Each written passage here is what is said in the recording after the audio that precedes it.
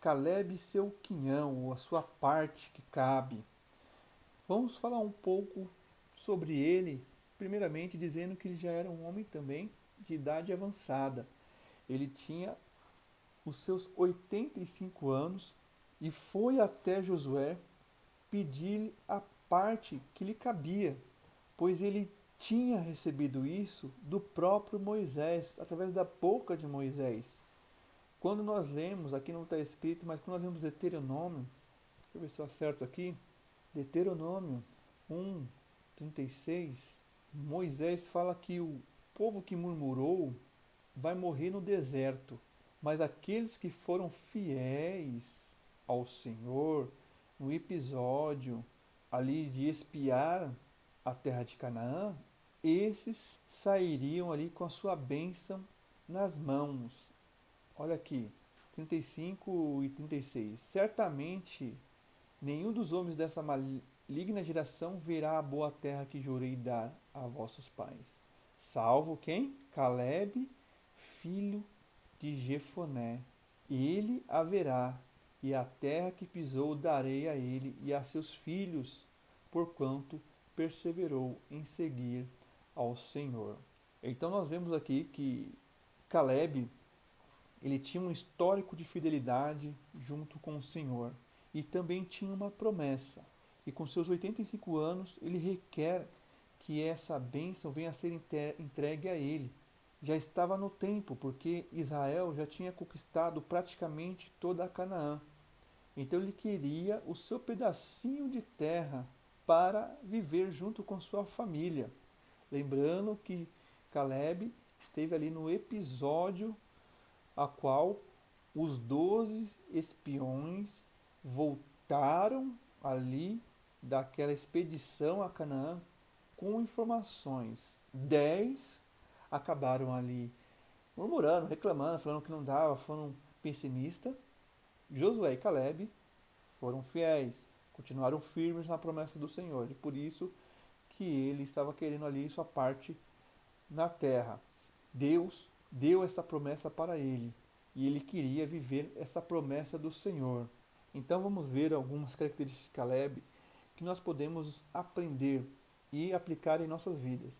Ele tinha 85 anos, né? Então ele esperou aí da época a qual ele foi espiar a terra até os seus 85 anos foi 40 anos. 40 anos de espera para poder conquistar aí a sua terra. Não era um nem 2 anos, era 40, 40 e poucos anos que ele esperou. E nesse 40 e poucos anos, ele teve várias situações que poderiam fazê-lo desistir desta bênção. Mas não, ele tinha esperança. Isso que destoou aí, que acabou ele sobressaindo na situação quando ele foi espiar a terra. Enquanto todo mundo tinha perdido a esperança, e acabou, vamos descer, vamos voltar pro Egito, vamos sair dessas regiões, vamos voltar. Não, Caleb falou, não, vamos porque Deus é conosco. Se nós obedecermos ao Senhor, se nós formos firmes no Senhor, Deus nos dará a vitória. Então, já naquela época, há mais de 40 anos atrás, ele já tinha demonstrado esperança. E essa esperança não morreu no percorrer do tempo. Ele continuou firme, ele continuou crendo nas promessas do Senhor, como está escrito em Josué capítulo 14, versículo 6. Chegaram os filhos de Judá a Josué em Gilgal, e Caleb, filho de Jefoné, o quenezeu, lhe disse: Tu sabes o que o Senhor falou a Moisés, homem de Deus, em Cádiz Barneia, a respeito de mim e de ti. Olha, ele guardou a palavra do Senhor no coração. E é por isso que ele se manteve esperançoso. Então, quando nós estamos passando por situações difíceis, o que vai nos manter esperançoso é guardar a promessa do Senhor no nosso coração, guardar a palavra. Porque Deus não é homem para que minta, nem filho do homem para que se arrependa. O que ele disse, ele cumprirá. E Caleb, ele confiava nisso. Ele sabia que Deus iria cumprir. Uma hora essa palavra ia se cumprir na vida dele.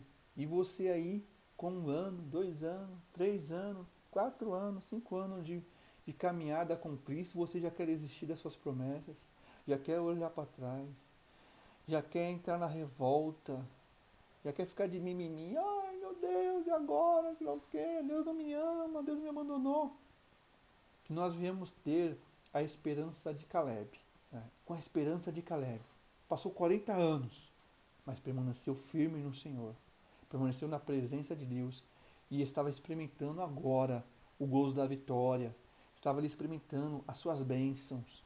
E é interessante, não vai estar escrito aí nesses pontos a qual eu alenquei aí, mas o que eu falo, ele era filho de Jefoné, como nós vemos, né? Aqui, ó, filho de Jefoné, o quenezeu. Para sua surpresa, Caleb não era de Israel. O quenezeu, os quenezeus eram edomitas, ou seja, eram da linhagem de Esaú.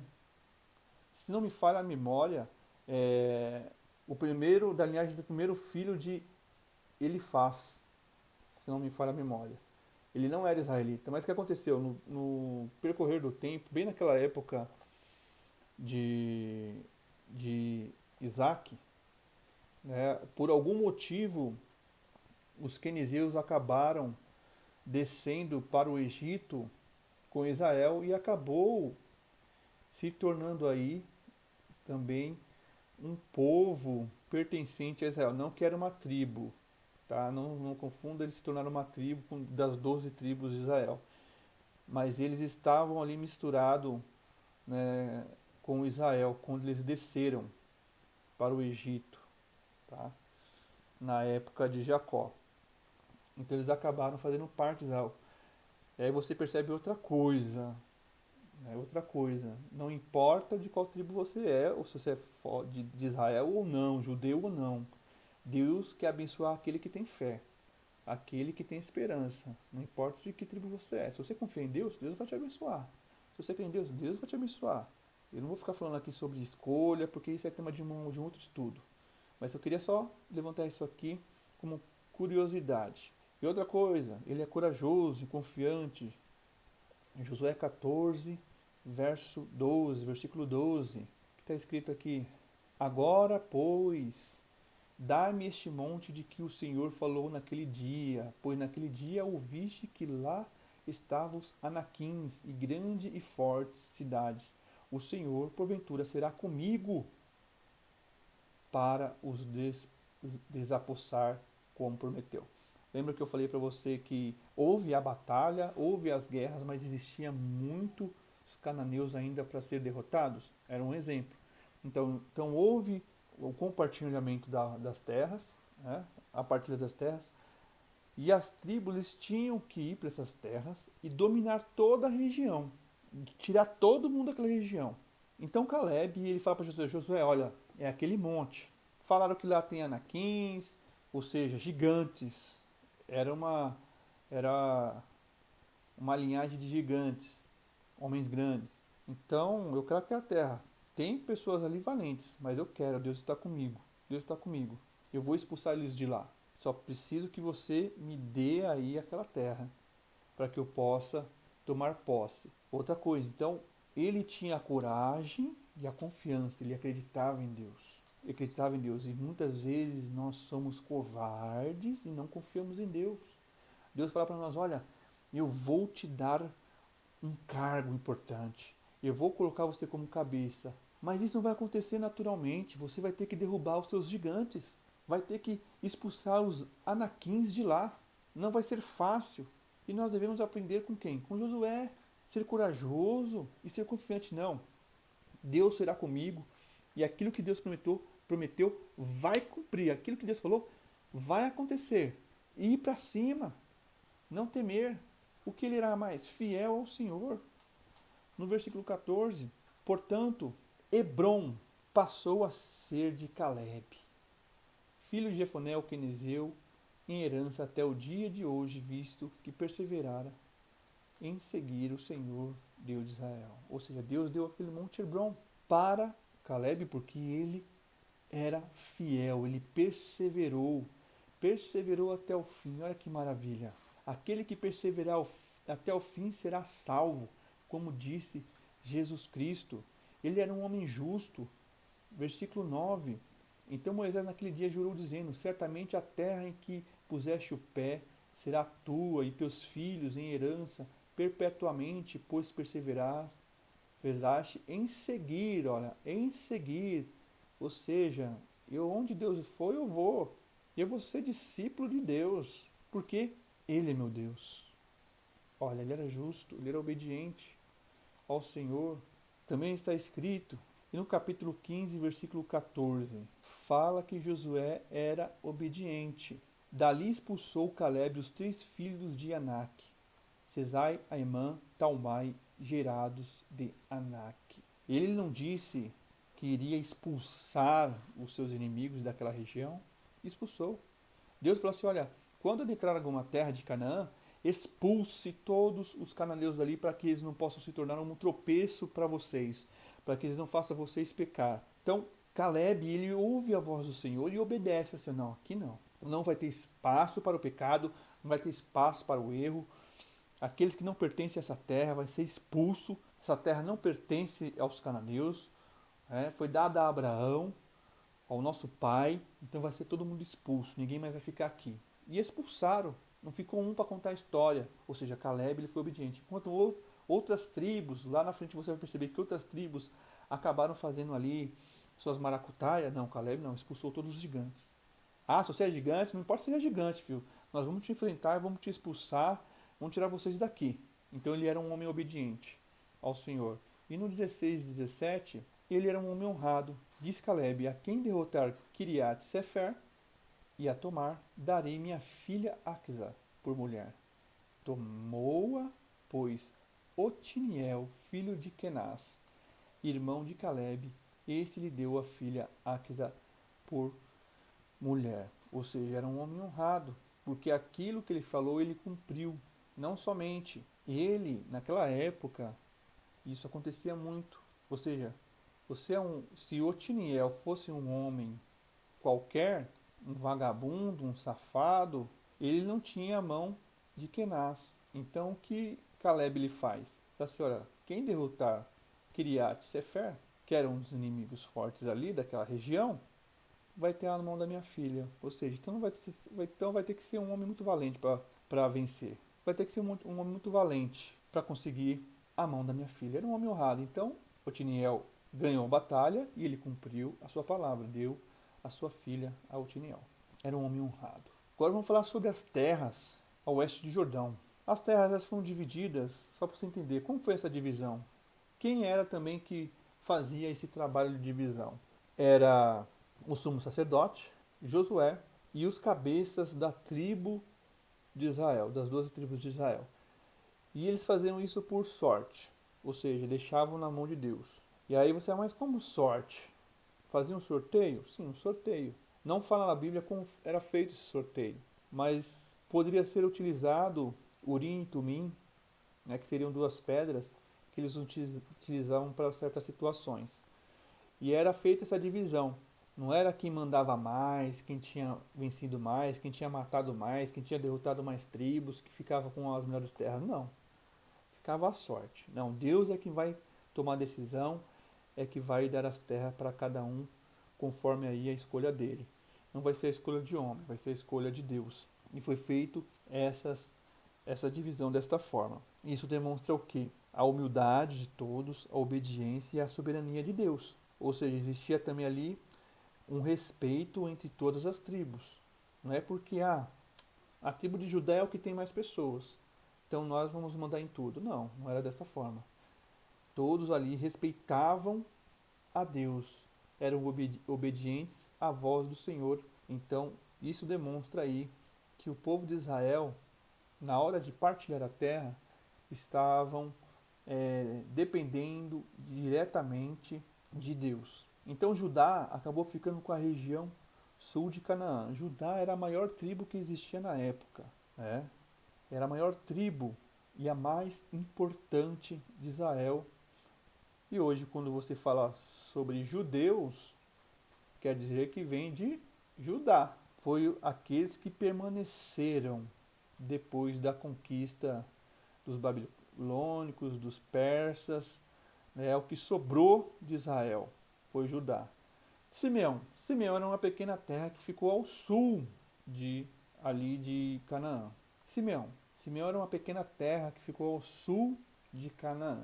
Era um povo que não era muito grande, que com o passar do tempo eles acabaram sendo integrados a o povo de Judá, ou seja, eles não existiriam mais, porque tudo ia se tornar Judá. E Levi? Levi, você já pode ter aí lembrado. Quem são Levi? A tribo dos levitas.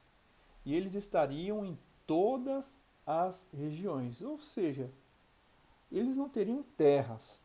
E lá na frente eu vou explicar porque eles não teriam terra, os levitas.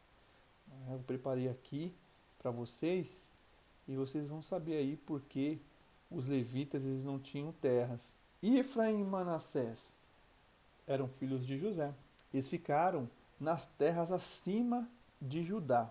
Em Josué capítulo 16, versículo 10, está escrito: Não expulsaram os cananeus que habitavam em Gezer. Assim habitam eles no meio dos efraimitas até o dia de hoje, porém sujeitos a trabalhos forçados. E no 17:12,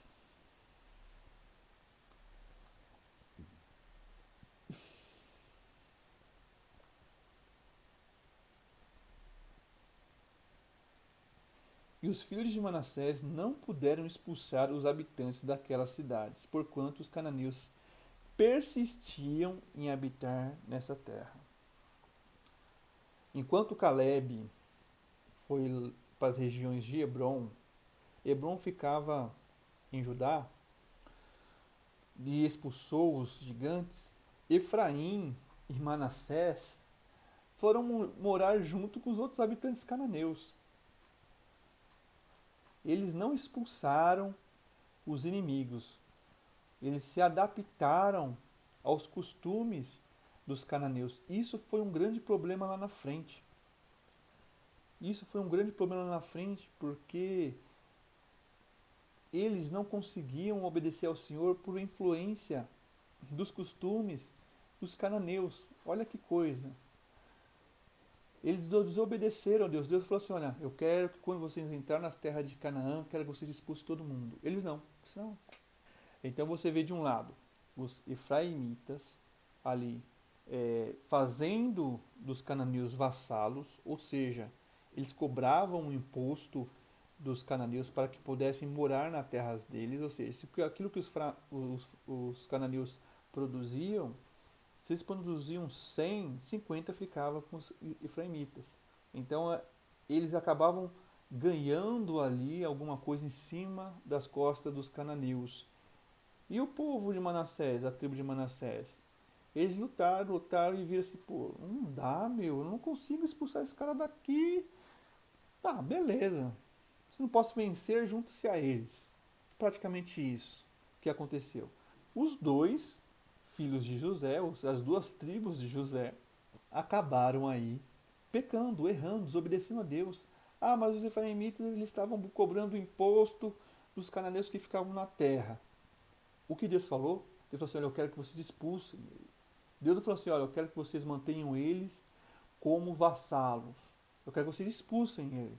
Então, por causa do lucro, do ganho, do recurso, os efraimitas eles pecaram contra o Senhor.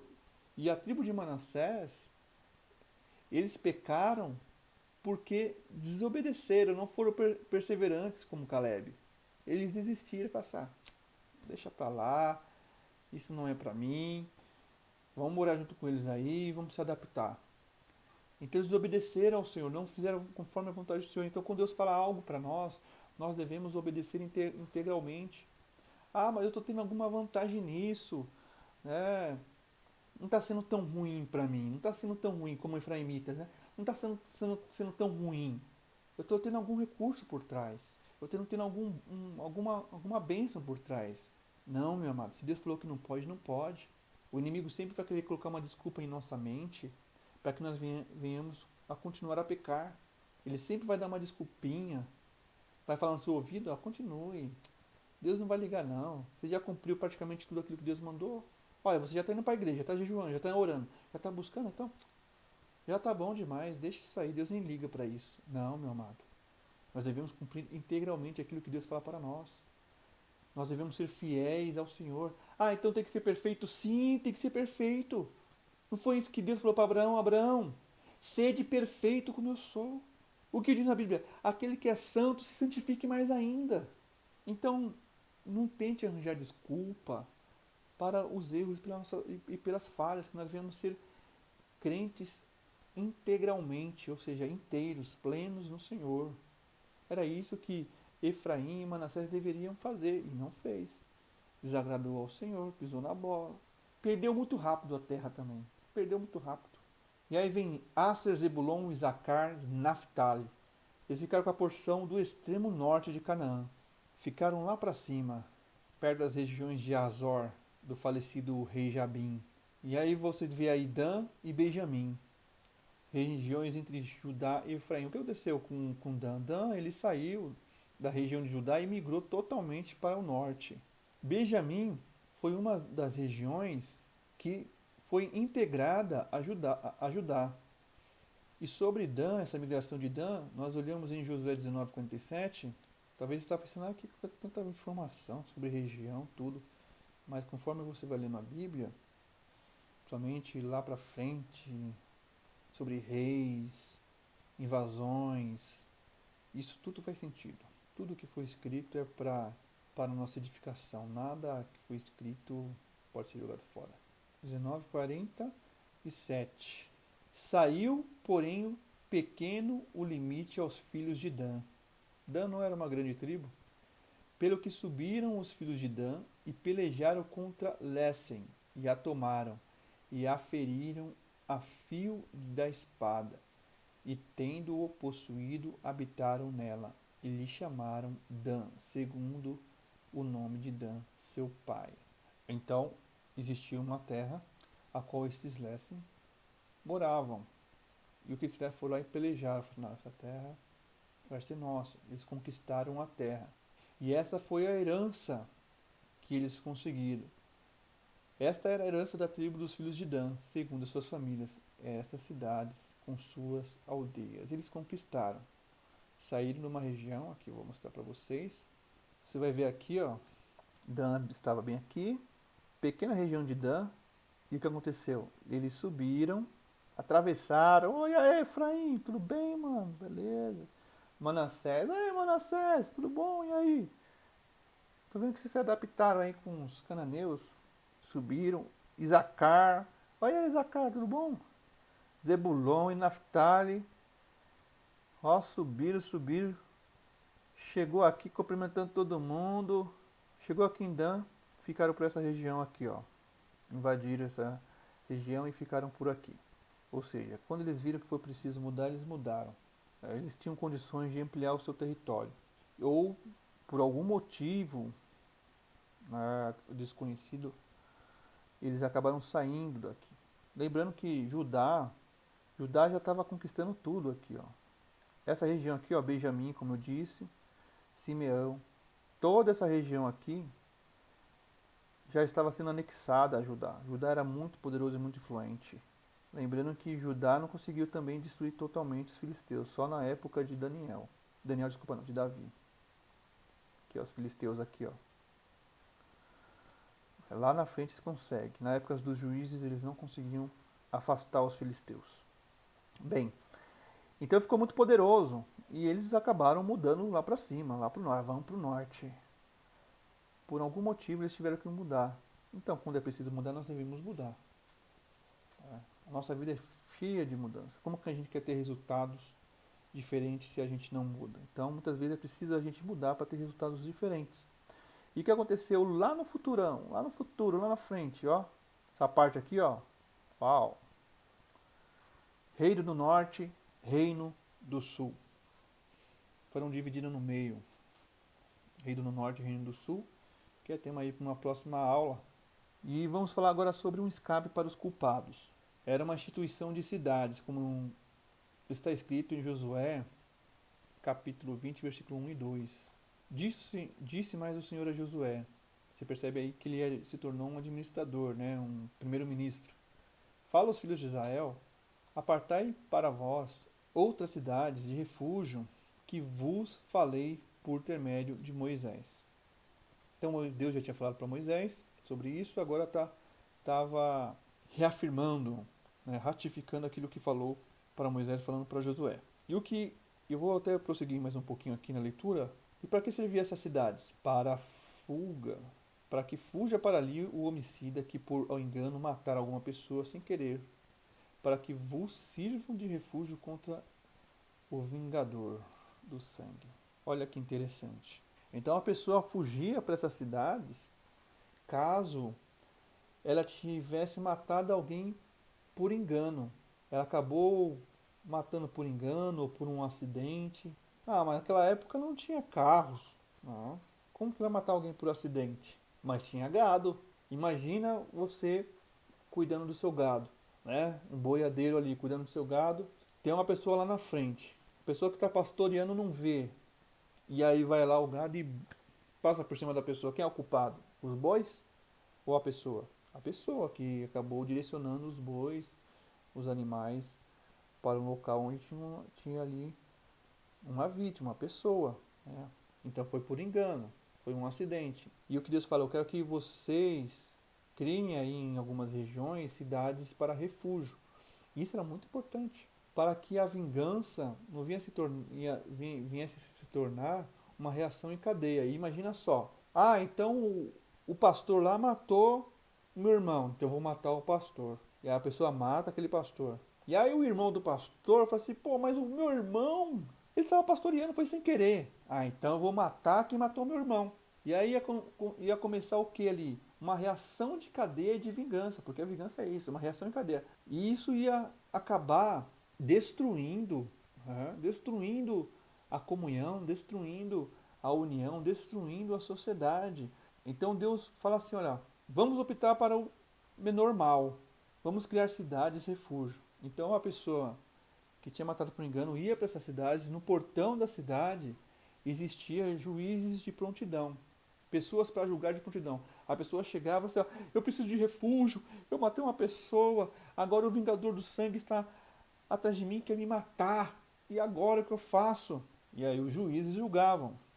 A pessoa adentrava àquele local e ficava por ali naquela cidade. Ninguém mais podia adentrar aquela cidade, exceto pessoas que estavam aí ameaçadas de morte por ter matado alguém por engano ou por acidente. O Vingador não poderia adentrar aquele lugar. Olha que interessante. Deus já estava preocupando com a justiça. E aquela pessoa vivia ali o resto da vida?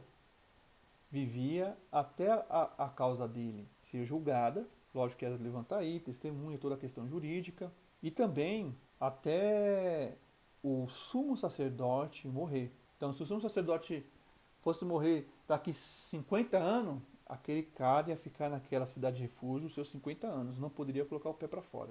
Se colocou o pé para fora, o Vingador poderia matá-lo. Então, essa era a sentença.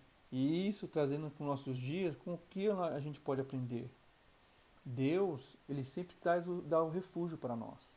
Deus não compactua com o pecado, com o homicídio, com o assassinato. Mas também, como ele não compactua com isso, com o homicídio, com o assassinato, ele não compactua com a vingança. Não compactua com a vingança. Quem tem que dar a sentença são os juízes. Então, até para evitar uma justiça com as suas próprias mãos, como nós utilizamos o termo nos dias de hoje, Deus faz isso. Deus coloca esse julgamento nas mãos dos juízes da época. Então Deus estava se preocupando com isso, com cidade de refúgio.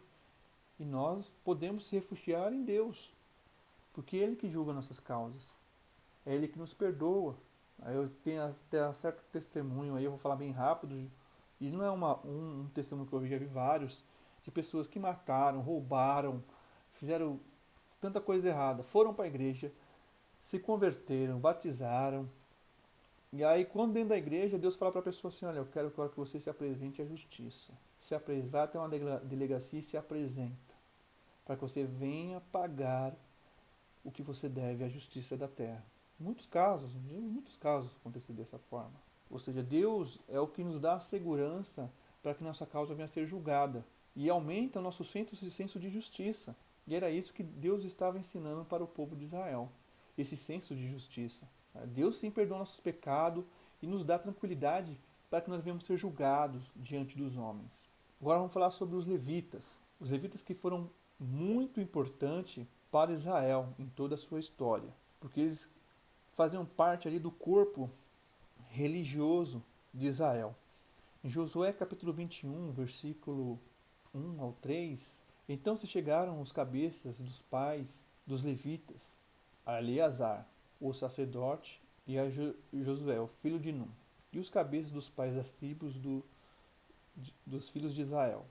E falaram-lhe em Siló, na terra de Canaã, dizendo: O Senhor ordenou por intermédio de Moisés que se nos dessem dados para habitar e os seus arredores para os nossos animais.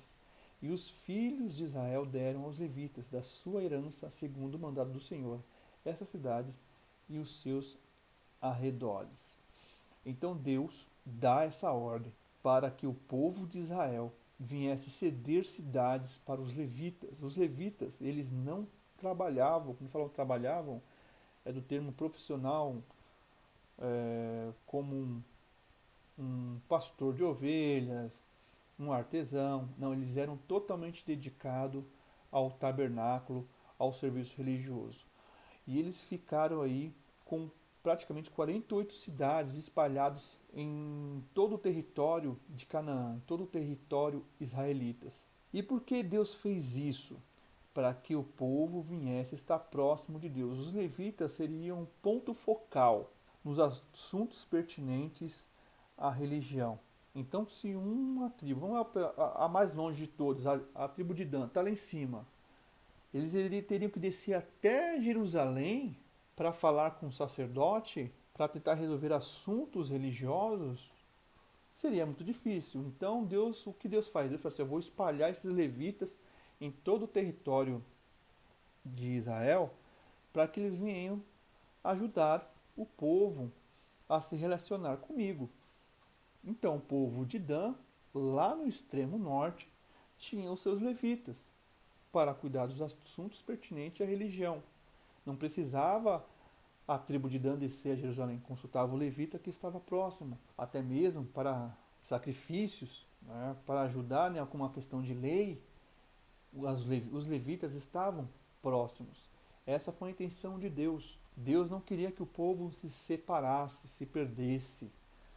Então, por isso que colocou seus pontos focais. Vocês têm seus pontos focais, vocês têm os seus pastores, vocês têm os seus líderes. Né? Por mais que muitas vezes nós ficamos longe da igreja, do nosso pastor, é difícil falar com o pastor. Vai falar com o pastor, fica difícil. Mas o que Deus faz? Deus, ele põe pessoas especiais do nosso lado para que nós venhamos aprender com elas, nossos líderes espirituais. Então, hoje, por mais que não exista mais esse termo aí, levitas, muita gente, até vou tirar uma dúvida muito rápido, isso deveria ser uma aula lá no Pentateuco, mas os levitas, eles tinham esse serviço religioso. Muita gente fala que eles eram cantores. Sim, eles cantavam, né, mas não era a função. Não era a função dos levitas. A função dos levitas era servir ao tabernáculo, servir ao sacerdote, servir à religião. Tá? Então, quando a gente acaba pegando essa questão dos levitas daquela época, com o termo levitas que a gente usa hoje para o louvor, não tem muita congruência, tá? Ou seja, a função principal dos levitas era servir o templo e os sacerdotes. Então, os levitas estavam espalhados sobre as cidades de Israel para o serviço a Deus e ao serviço ao povo. Vamos falar agora sobre as palavras finais de Josué. Estamos acabando. Não perde o foco aí, não durma, por favor. Para o vídeo aí se for preciso. Vai lá, dá uns tabef no rosto, joga uma água, bebe um café. Mas não desista não, seja perseverante igual Caleb. Então, no seu primeiro discurso, Josué, capítulo 23, versículo 2 e 3. Estamos acabando Josué. Chamou Josué a todo Israel e os seus anciões, os seus cabeças, os seus juízes e os seus oficiais, e disse-lhes: Já sou velho e entrando em dias, e vos já tendes visto tudo quanto fez o Senhor vosso Deus e todas as nações por causa de vós, porque o Senhor vosso Deus é o que pelejou por vós. Primeiramente, ele junta todo mundo e começa a trazer a lembrança tudo que Deus fez. Olha, pessoal, não foi eu, não foi Moisés, não foi Caleb. Quem está fazendo tudo até aqui é Deus. É o Senhor que está agindo, é o Senhor que está operando, é o Senhor que está trabalhando por nós. Se hoje nós estamos em Canaã, uma terra que emana leite e mel, nós estamos conseguindo aí expulsar os nossos inimigos, é porque Deus nos deu essa condição. Nós, até assim, eles não conquistaram mais Josué e Caleb é porque eles pisaram na bola. Mas Deus deu todas as condições para que ele pudesse ali invadir toda a terra de Canaã, expulsar completamente as tribos inimigas. Mas ele aqui ele fala, né, nos seus dias, chegando próximo da sua morte, fala, foi Deus que nos ajudou até aqui. Foi Deus que nos deu a vitória. Ele trouxe a lembrança, tudo que Deus tinha feito para Israel. E é isso que nós devemos fazer. Nós devemos trazer à lembrança tudo aquilo que Deus tem feito para cada um de nós. Nós não devemos esquecer as obras do Senhor, a qual ele realizou em nossas vidas. Nós devemos ter um retrovisor.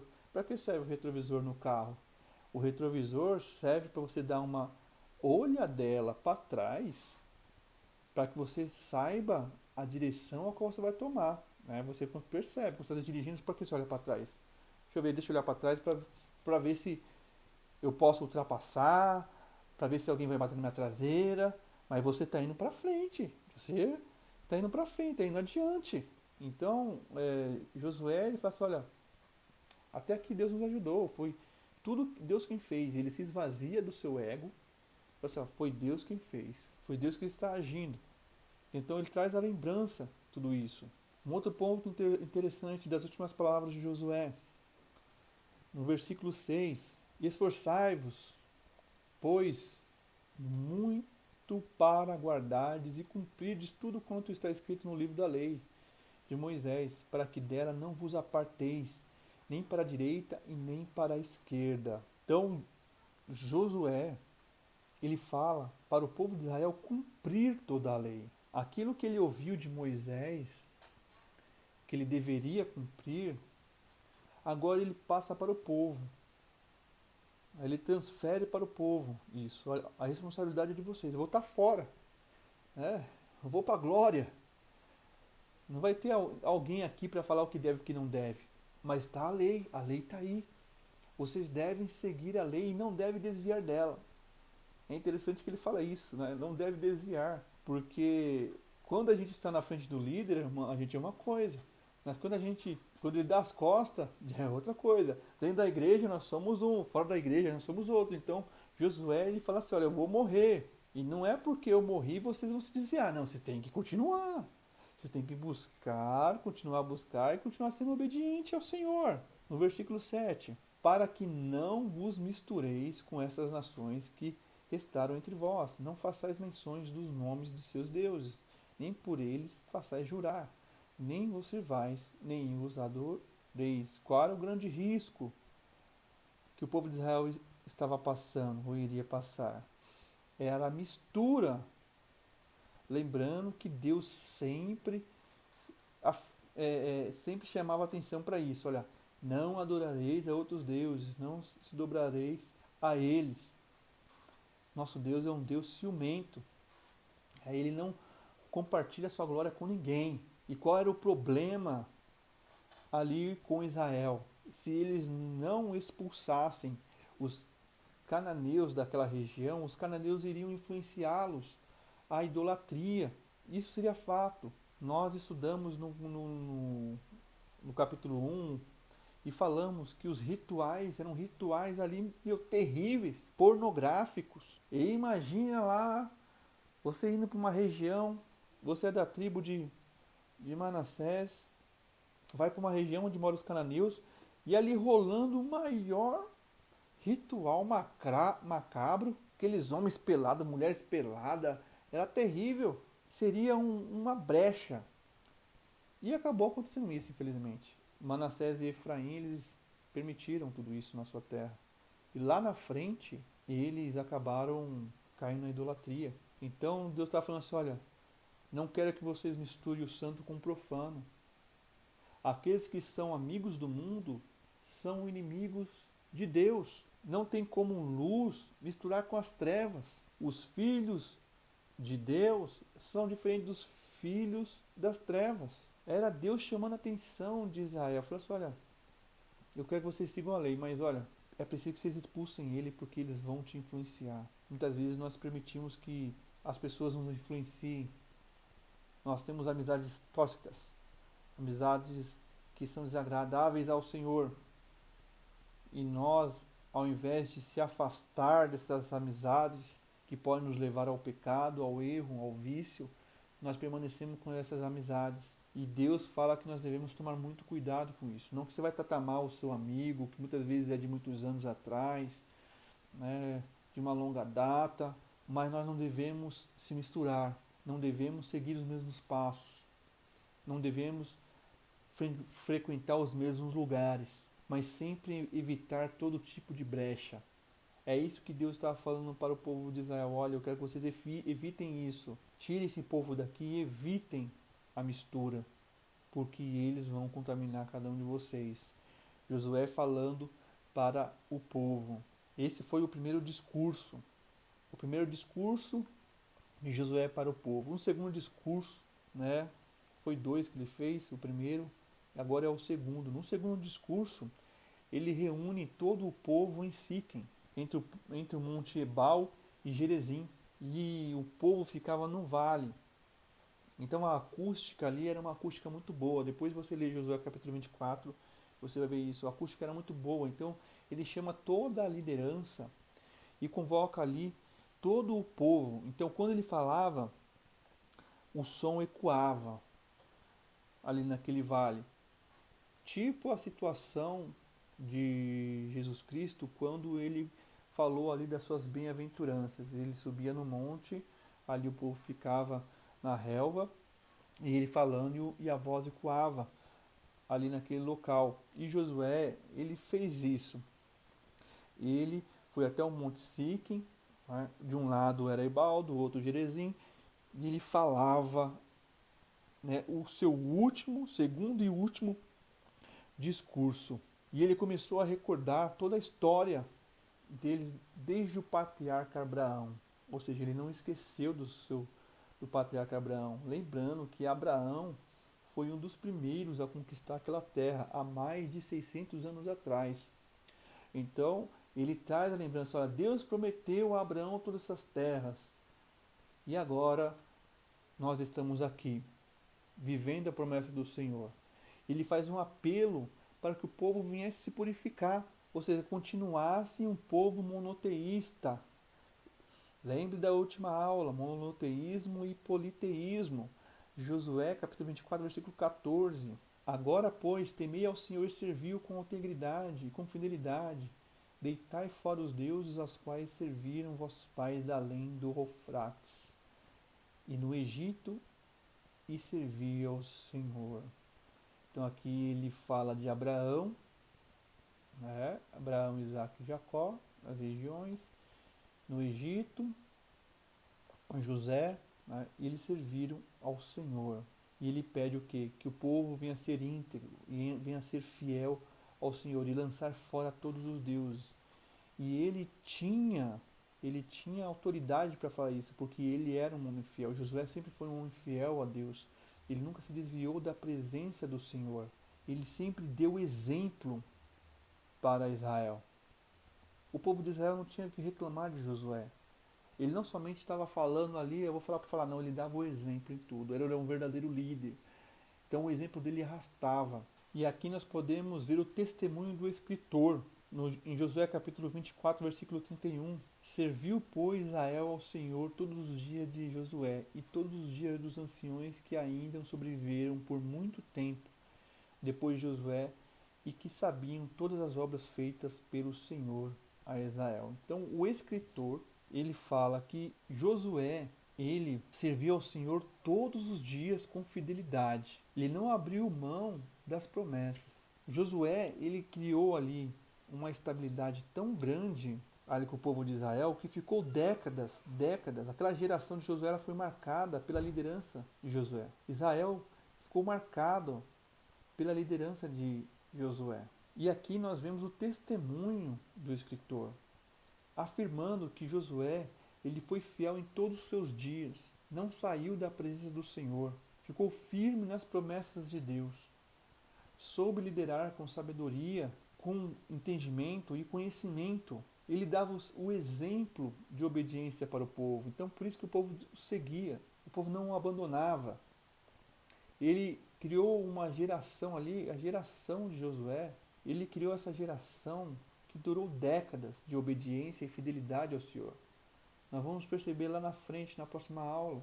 Então, todos aqueles que olharam, viram Josué liderar, eles foram ali impactados pela consagração, pela busca de Josué a Deus. E o pacto, ele foi renovado. As últimas palavras de Josué afirmam isso. Quando você lê o capítulo 23 e 24, eu não vou dizer aqui porque são longos, mas espero que você leia. O povo, ele acaba aceitando esse pacto, essa renovação do pacto. O pacto que foi fechado com Abraão, Isaac, Jacó, José, Moisés e agora com Josué. Olha que maravilha, que glórias. No final dos seus dias, ele dá uma declaração. Eu não sei qual que vocês vão fazer, qual Deus vocês vão seguir, mas eu e minha casa serviremos ao Senhor. E o povo de Israel concorda com Josué. Não, nós vamos servir ao seu Deus, ao Deus de Israel, ao Deus de Abraão, Isaac e Jacó, e vamos seguir as suas leis. Josué cumpriu o seu papel. Agora Israel deveria cumprir o seu, continuar fiel ao Senhor, obediente à lei e conquistar todos aqueles territórios. A batalha ali estava ganha. A vitória não estava 100% na mão deles, mas aquela batalha inicial de conquistar todas aquelas terras, compartilhar toda aquela terra, já estava feito. O povo já estava assentado nas suas regiões. Agora era necessário expulsar e proteger aquelas terras. E isso nós vamos ver nas próximas aulas. Eu espero que você tenha gostado. Se ficou alguma dúvida, mande aí a sua pergunta. E queria agradecer a todos. Fiquem aí, ligados no canal, mandando a palavra. Na próxima aula, no próximo bate-papo, nós vamos falar o início da desordem. Você vai ver o que aconteceu. Então participe aí e um beijo no coração de cada um de vocês. Fiquem na paz.